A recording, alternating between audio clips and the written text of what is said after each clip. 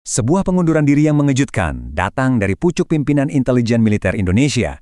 Nah, ini langsung memicu satu pertanyaan besar. Apakah ini beneran soal tanggung jawab seorang satria? Atau jangan-jangan ini cuma manuver politik buat nutupin skandal yang lebih besar? Yuk, kita coba bedah bareng-bareng apa sih yang sebenarnya terjadi di balik jatuhnya jenderal ini. Dan lihat, reaksinya datang langsung dari orang nomor satu di Indonesia. Presiden Prabowo Subianto bilang, ini terorisme, harus kita usut sampai siapa yang nyuruh. Wah, ini bukan main-main ya, kata-katanya tajam banget. Intinya, beliau ngasih sinyal keras, nggak ada yang bakal kebal hukum, jelas ini masalah super serius yang jadi perhatian istana.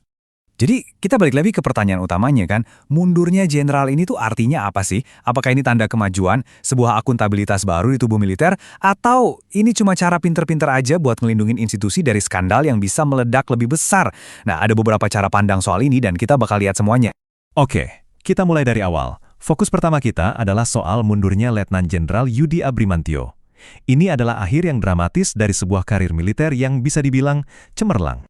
Jadi ceritanya gini. Tanggal 25 Maret 2026, tiba-tiba aja, boom! Kepala BAIS, Badan Intelijen Strategis, salah satu posisi paling kuat di militer Indonesia, mundur.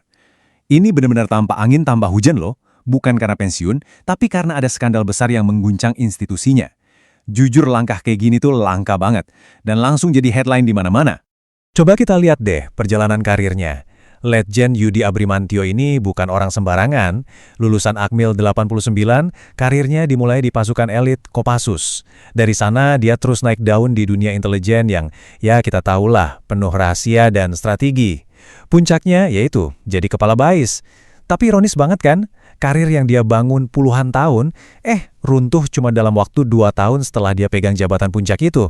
Nah, pertanyaannya kan, kenapa? Apa sih yang bisa bikin seorang jenderal dengan karir secemerlang itu sampai harus ambil langkah sedrastis ini? Ternyata, pemicunya adalah sebuah serangan yang benar-benar keji. Korbannya adalah Andri Yunus, seorang aktivis vokal dari Kontras.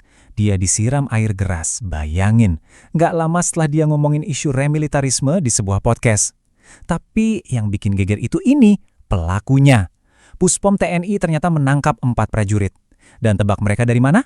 Semuanya anggota BAIS. Ya, institusi yang dipimpin oleh Jenderal Yudi sendiri. Nah, disinilah benang merahnya kelihatan jelas banget. Serangan brutal ini langsung nyambung ke pengunduran diri sang jenderal. Nah, disinilah ceritanya jadi makin menarik.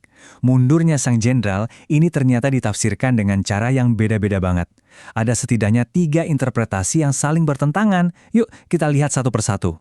Oke, ini nih inti perdebatannya. Di satu sisi, ada yang bilang, wow, ini langkah yang bagus. Sebuah bentuk tanggung jawab kesatria yang bisa jadi standar baru buat institusi lain.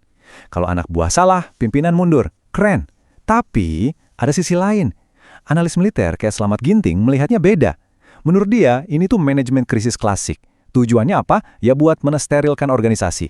Intinya, redam skandal secepat mungkin biar nggak merembet kemana-mana. Beda banget kan cara mandangnya? Terus, ada pandangan ketiga. Ini datangnya dari kelompok masyarakat sipil. Buat mereka, pengunduran diri ini, ya elah, nggak cukup. Jauh dari cukup malah.